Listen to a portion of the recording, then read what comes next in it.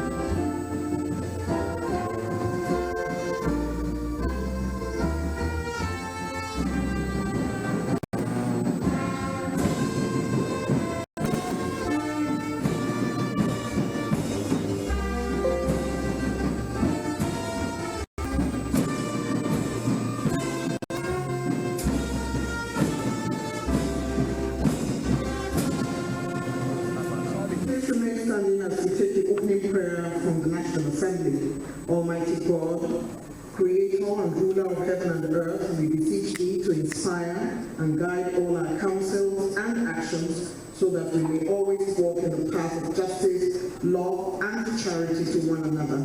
Help us with Thy grace to do only those things that will promote the peace, unity, happiness, and prosperity of Nigeria. Amen. Please be seated.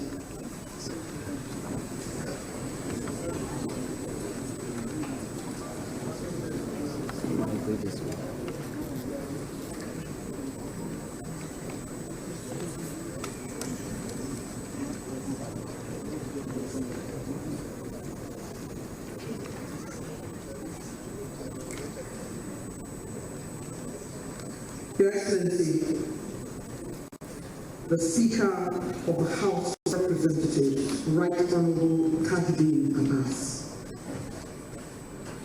Your Excellency, Deputy President of the Senate and Chairman Senate Committee on Constitution Review, Distinguished Senator Barau Jibrin.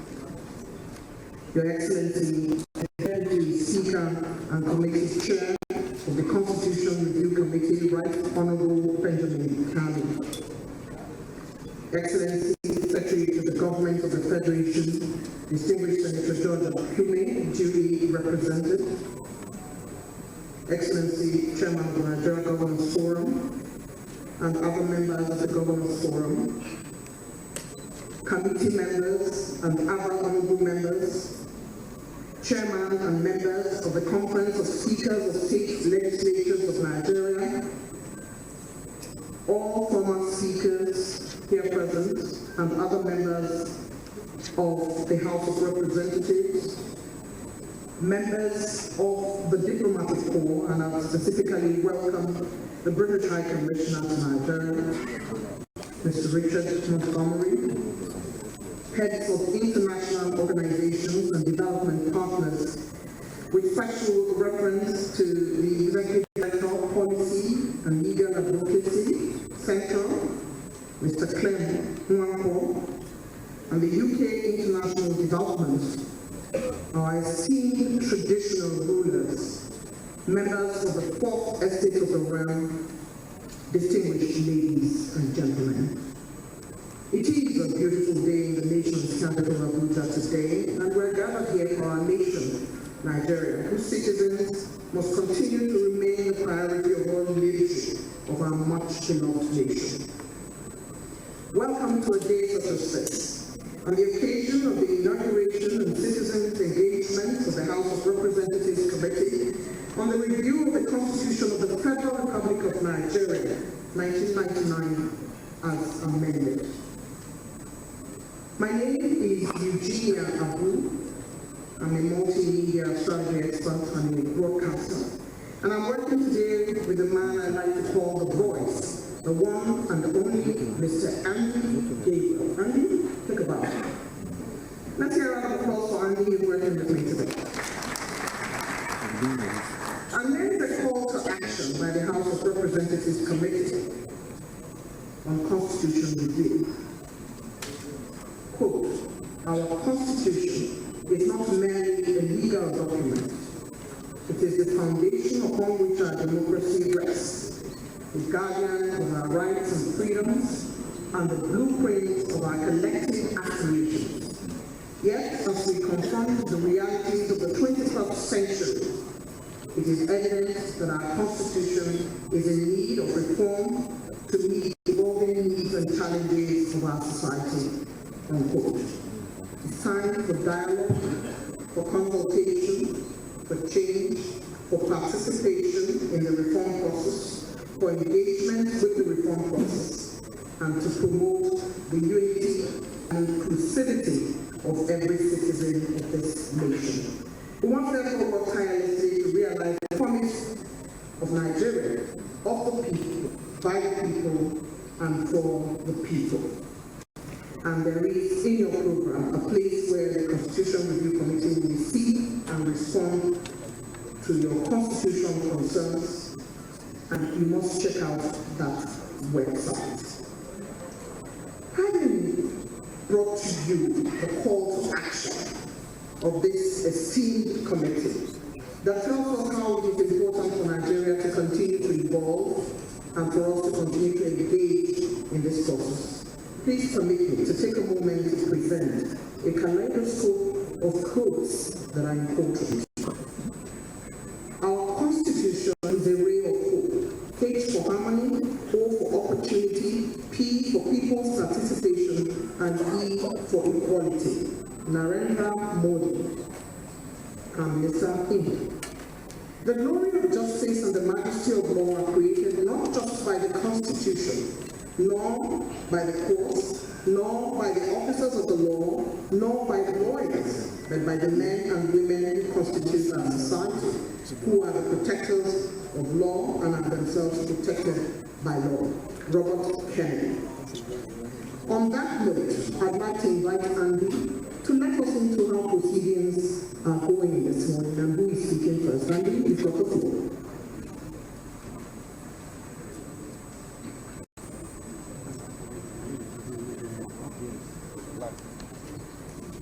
Your Excellency, the Right Honourable Speaker of the House of Representatives, Your Excellency, the Deputy President of the Senate, Your Excellency, the Deputy Speaker of the House of Representatives, permit me to stand on the already established protocol. Just as we move on, the question begging for answer on the minds of very many of us and even those watching from home is, why is the review of the Constitution important? The review of the Constitution helps to establish a model that actually takes to answer yearnings and aspirations of a people, and that is particularly why this is very important. And so, moving on very quickly with the programs of events, it is pertinent at this juncture to then invite the man who has been bestowed with the responsibility of chairing the Committee of the House of Representatives on the review of the Constitution, His Excellency, the Right Honourable Benjamin Okezie-Kalu, who doubles as the Chairman and also Deputy Speaker of the House of Representatives, to then come and set the tone for this very important meeting. With your hands in others, please, I'd like to please give him a very resounding applause as he makes his way to the podium. Your Excellency, the Deputy Speaker.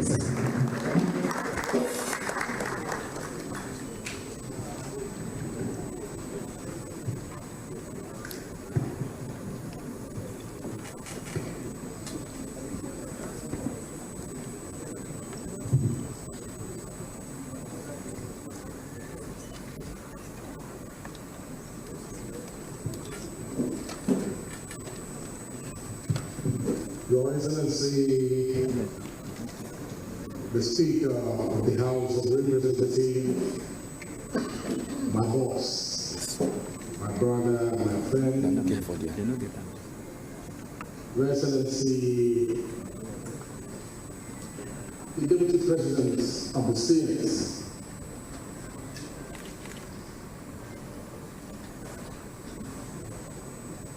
the traditional rulers, diplomatic corps, please permit me to stand on the well-established protocol.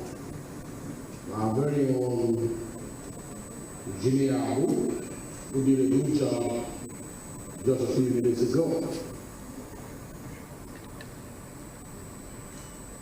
Today marks an important moment in the history of our great nation.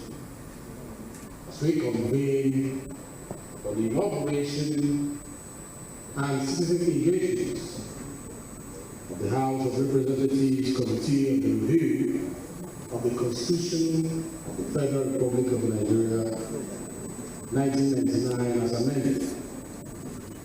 Our Constitution, the foundation of our democracy, stands as a testament to our collective aspiration for a just, equitable, and prosperous society. Yet, as we confront the realities of the 21st century, it is incumbent on us to recognize the imperative for constitutional reform, to ensure that our laws reflect our people's evolving needs and aspirations. As James Madison, the father of the American Constitution, once eloquently stated, the Constitution of the Republic ought to contain within itself provisions for its own improvements, as time and circumstances may require. Heeding this wisdom, we must embark on this reform journey with open minds and hearts, acknowledging the dynamic nature of our society and the need for our governing documents to adapt accordingly. As we gather here today, it is important to highlight the areas that are currently at the forefront based on the big proposals we have received so far. Some of them include the establishment of state police, state access to mines, increased participation of women in politics, clear specification of the taxes and levies to be collected by each tier of government, and the provision for the office of the Mayor of the Federal Capital Territory, Abuja, amongst others. Several bills proposals that were passed, but did not make the President's absence during the 5th constitutional operation have been brought back, and they include powers to the National Assembly and State Assembly to summon the President and state governors, and requirements of the government to direct policies towards ensuring the right to food and food security. This highlights the dynamic nature of the constitutional review process and its significance to the democratic stability of our country. It is important to reiterate that we are willing to accommodate more proposals to enhance our constitution and strengthen our democracy. In addition, we await executive-sponsored bill proposals that reflect issues on the renewed hope agenda of our very own President. It is also important to note the amendment to the Constitution carried out by previous assemblies, which include but not limited to the financial independence of state houses of assembly and state judiciary, designating prisons as correctional services, and then transferring them from the exclusive list to the concurrent legislative list to enable the state's participation, transferring railways from the exclusive list to the concurrent list, enabling states to generate, transmit, and distribute electricity power in areas covered by the national grid is also one of them, and requiring the President and governors to submit the names of persons nominated as ministers or commissioners within 60 days of taking the oath of office for confirmation by the state, by the Senate or State House of Assembly. We particularly saw these come into action when President Bola Ahmed Tinubu submitted his ministerial list 2 days before the deadline on Thursday, 27th of July, 2023. As we move forward, states should commence the investigation of these amendments to generate the required results to propel Nigeria towards a brighter future.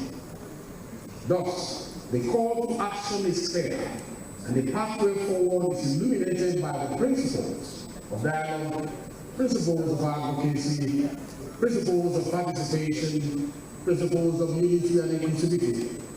Let us heed the voices of our fellow citizens from all walks of life and engage in open, inclusive, and transparent dialogue on constitutional reform. Let us bridge divides. Let us build consensus. Let us forge a common vision for the future of Nigeria. We must advocate fairness for change, holding our elected representatives accountable and demanding accountability at every turn. Participation is not merely a right. It is sacred duty bestowed upon us as citizens of this great nation. I call upon every one of you to actively participate in the constitutional reform process, to lend your voice, ideas, and expertise to craft a constitution that reflects the values and aspirations of all Nigerians. As John Marshall, a one-time American Secretary of State, once said, the people made the Constitution, and the people can unmake it. It is the creator of their will and lives by their will. The Constitutional Review Committee of the 10th National Assembly stands ready to embrace the challenges and the opportunities that lie ahead, leveraging the power of technology, social media, and inclusive engagement. We will ensure that every voice is heard, every perspective is considered, and every citizen is empowered to participate in the shaping of our nation's future. As we embark on this journey, let us draw inspiration from the words of great leaders who have come before us. Let us remember the wisdom of Tafawa Balewa, who spoke of the necessity of unity and collaboration in our efforts to build a brighter future. Together, let us reaffirm our commitment to democracy, our commitment to justice, and our commitment to progress, which we pledge to. Together, let us rise to the challenge and build a brighter future for Nigeria, a future that is truly of the people, by the people, and for the people. From this Inauguration Day onwards, I am proud to announce that we will work closely with the system to deliver on our assignments within the next 24 months, as stated during our pre-inaugural meeting. Thus, we wholeheartedly accept the cooperation and support of all Nigerians and all friends of Nigeria. This ambitious timeline not only reflects our commitment to expeditiously address the pressing issues outlined in the proposed bill, but also allows Mr. President sufficient time to attend to the operations for assets away from the busier election preparation time. In conclusion, I urge you to visit www.hccr.gov.ag to engage with the Constitutional Review Committee and to contribute your ideas and perspectives to this vital process. I want to emphasize that our doors are wide open for robust and constructive deliberations as we engage today and in the days that follow. Your inputs, your insights, your perspectives, they are invaluable as we navigate the path towards constitutional reform. Let us approach this task with open minds, collaborative spirit, knowing that together we can shape a future that reflects the aspirations and the dreams of all Nigerians. Thank you for listening, and may God bless you and bless the Federal Republic of Nigeria.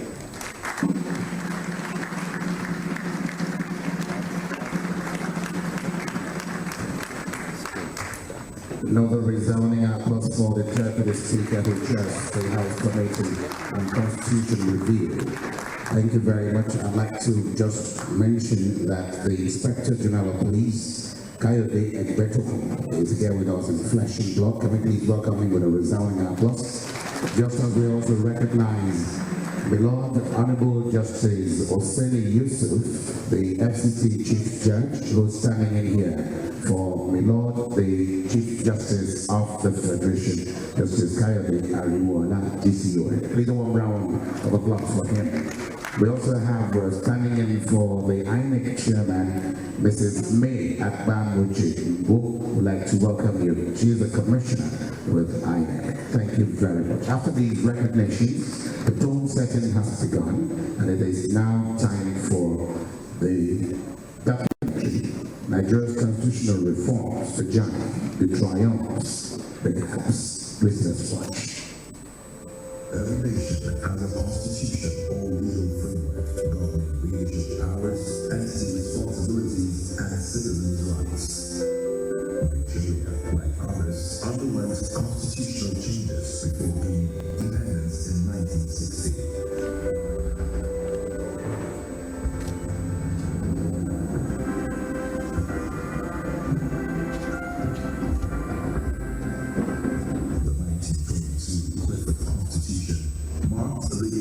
Legislative framework in Nigeria's constitutional development.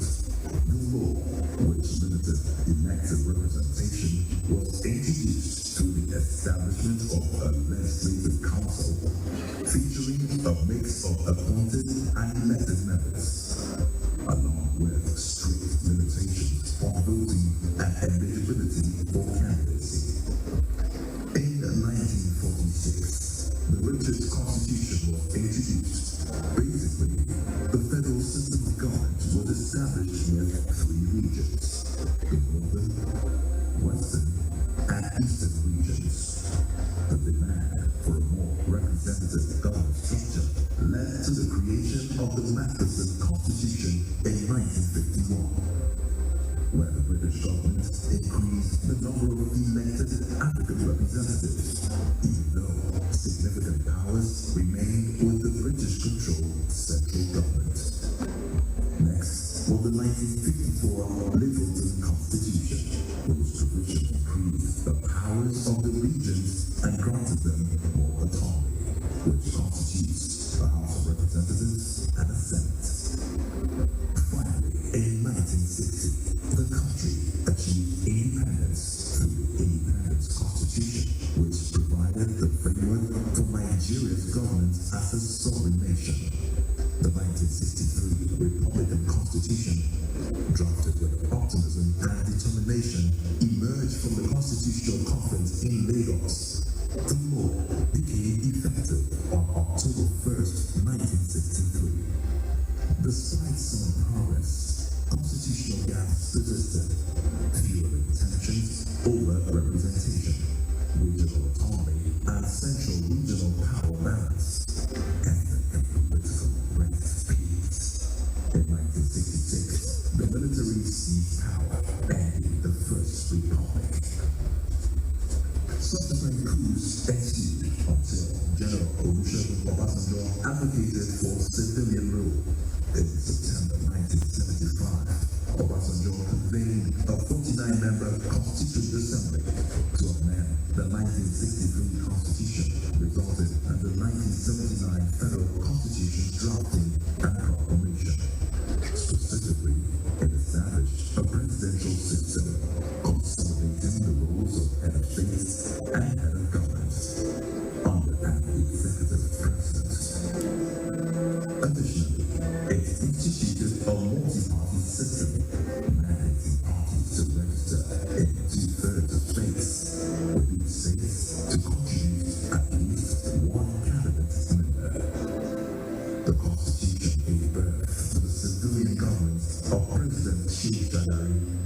In August 1985, General Ibrahim Babangida sacked the government of General Muhammadu Buhari and choreographed a prolonged period of political transition, culminating in the passage of the 1989 Constitution. Among the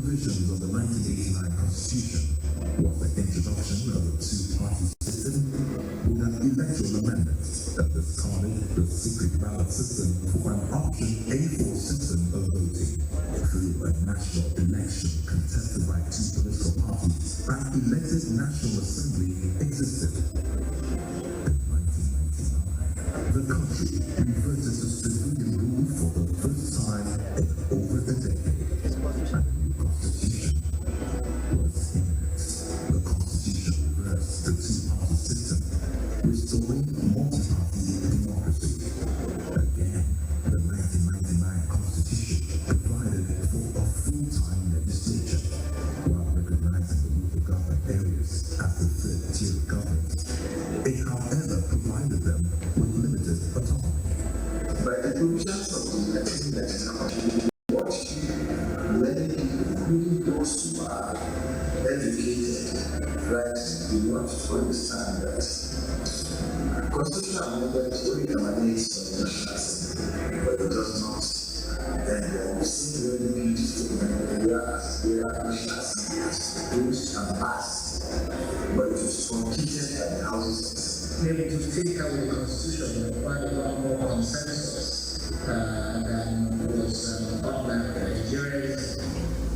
Is not a monolithic country.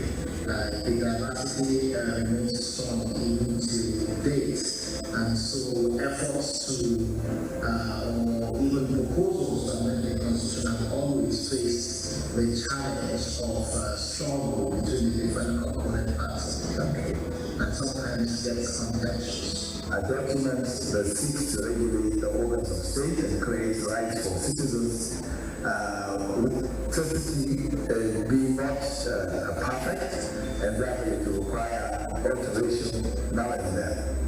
The National Assembly has successfully amended and made landmark changes to our Constitution since it was first handed over to Nigeria in 1999. Since then, some of the significant amendments successfully made include judicial reforms, electoral reforms, age reduction allowing younger persons to be appointed into the Independent National Electoral Commission (INEC) as chairman or resident electoral commissioners, allowing a lower age for contesting into certain elected positions, moving certain responsibilities of government from the exclusive legislative lists into the concurrent legislative lists to allow for increased federalism and more. Even the administration of President Goodluck Jonathan favored a holistic change to the convocation of a national constitutional conference to produce a brand new constitution for the nation. His ousting from power by Muhammadu Buhari's APC administration in 2015 ended the life of its recommendations, at least for now. We don't have this time. Your first what we need to keep this republic to help peace and progress. What time? The obvious gaps or the demerits of the 1999 Constitution have continued to generate controversies, prompting the need for further amendments. There is no static situation when it comes to constitution. So, because when I think about as times go on, you will find, the ability for changes to make the reality of the particular time frame. As we progress, we find out the gaps and we use those to. That is what is important that we and imagine democracy, imagine constitutional democracy, always go back to the constitution to find food, to prove, to act, to draw. So that at the end of the day, the ground will be a reflection, a mirror of the needs, of the wishes of the people is meant for. Nigerians seek constitutional reform to address key issues like establishing state police, transitioning to a parliamentary system, passing the gender bill, unbundling INEC, and enacting fundamental electoral reforms. We are not here to form about, we are here because people, the constituents, ask us to be here. And we are here to be their eyes, we are here to be their voices. and to be their ears. So what the people have heard is what will reflect. That's what we hear. But what people have seen that suits them better than what we're going to reflect. So in decentralization of government, of governance at the center, to enable the real definition of federalism to be highlighted. That is what the parliament is trying to do. With the inauguration of the 10th National Assembly House of Representatives Committee on Constitutional Amendments, headed by the Deputy Speaker of the House of Representatives, Right Honorable Benjamin Carlo, the race begins again for another round of efforts to perfect the federal constitution and produce a better constitution for prosperous, united, and egalitarian 21st century Nigeria.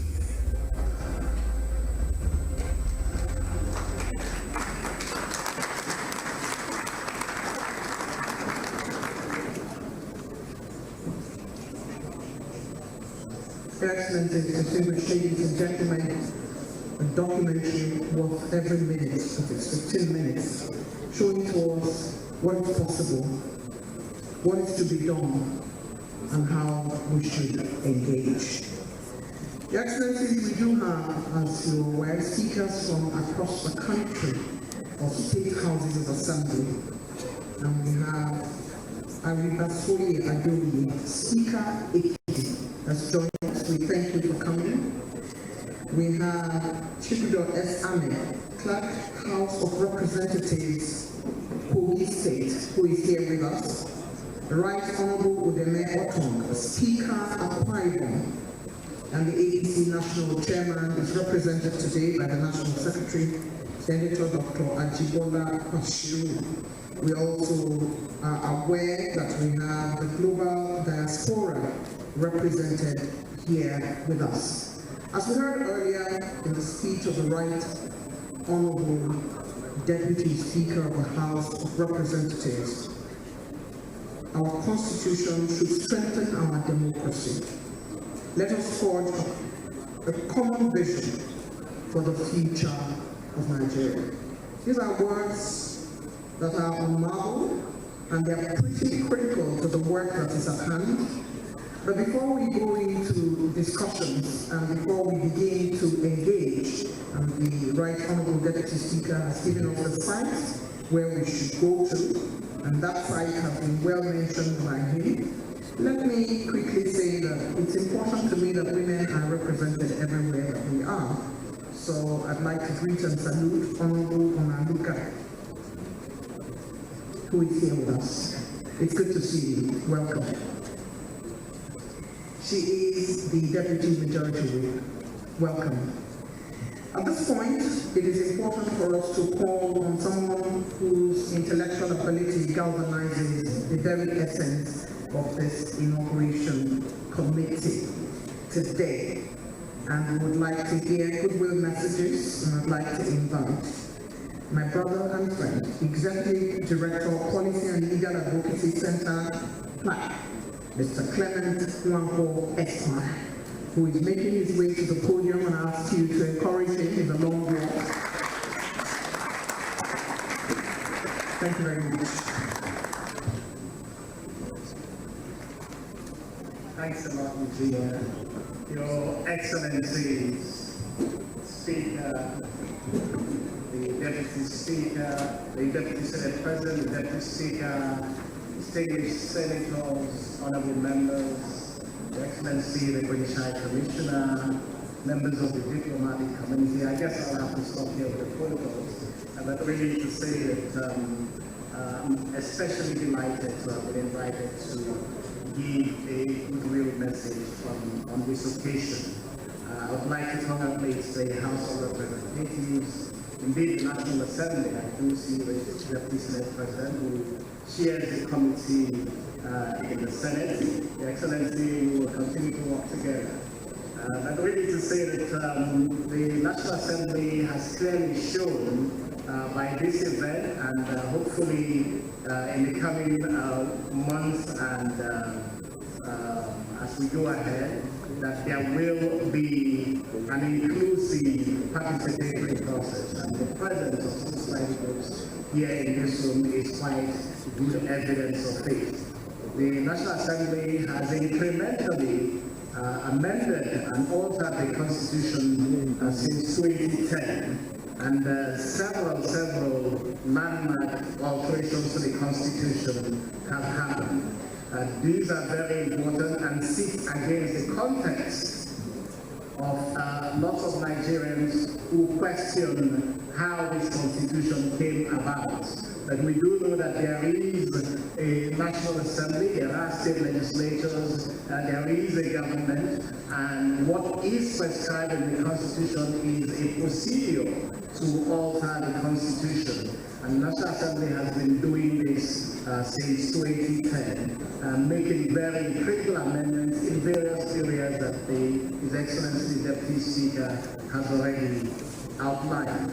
I think what is so very important when you look at the title or you look at what is on the banner there is that these efforts are coming from the Senate, which is no less the People's House. But certainly the People's House, which is the House of Representatives, and the fact that we have seen the National Assembly at different times try to go to the people. I see His Excellency, the former Deputy Speaker, former Governor of Imo State, Right Honorable Emeka Ihedioha, who introduced in the 7th Assembly the People's Consultations and People's Forum that took us to all the 774 local government areas of this country, listening to Nigerians about what should be included in alterations. And it's something that I am so delighted to see both the Deputy Speaker, the Deputy Senate President articulate very clearly a timeline of under 24 months for achieving reform of the Constitution. There are still very serious outstanding issues. Local government reforms remain a major issue in this country. That local governments are subjugated to states and not allowed to deliver on development that is promised when local government reforms happen in this country. We are yet to get those reforms. There is a new debate today about the nature of policing. Some say state police. We have to address how this country can be very well policed and how we can deliver on security to our people. Such that we do not, in creating state police, hand over the present deficiencies with policing from the national right down to state levels. A state police controlled by governors would not help with our national security concerns.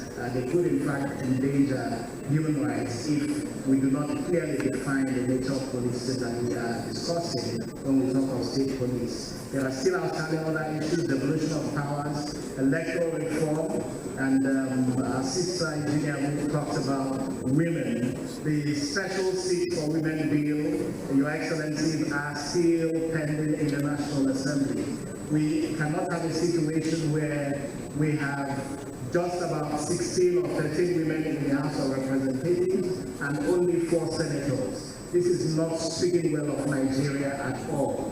If we have a 469-member National Assembly and we have under 30 of these members just women, I think that if the National Assembly was to make a huge statement about this reform, it must clearly define for Nigerians how we can harness the effectiveness and resource that women possess as about equal number of population. So it is something that the National Assembly must consider. Your Excellency Deputy Senate President, Your Excellency the Deputy Speaker, how we can make special constitutional provisions allow for greater representation of women in elective offices proportionate to their population. So there's quite a lot to go ahead with. but I also urge my colleagues in civil society, and I'm quite delighted that a lot of us are here in this room to engage with this process. The Deputy Speaker has outlined the website that this is, a lot of information is going to be available on. We will, as civil society, engage with the process and hope that this will give us very meaningful returns and reforms within the time frame already identified. I thank so very much the British High Commissioner who is here for the support of the Foreign, Commonwealth and Development Office over this initiative. The British FCDO has supported constitutional reforms in Nigeria since 2010, working with Clark at the National Assembly. We will continue to give every support to both the work that is being done by the Deputy Speaker and the Deputy Senate President with respect to constitutional reform in the 10th National Assembly. Your Excellencies, traditional rulers, distinguished ladies and gentlemen, thank you so much for this opportunity to speak. Thank you.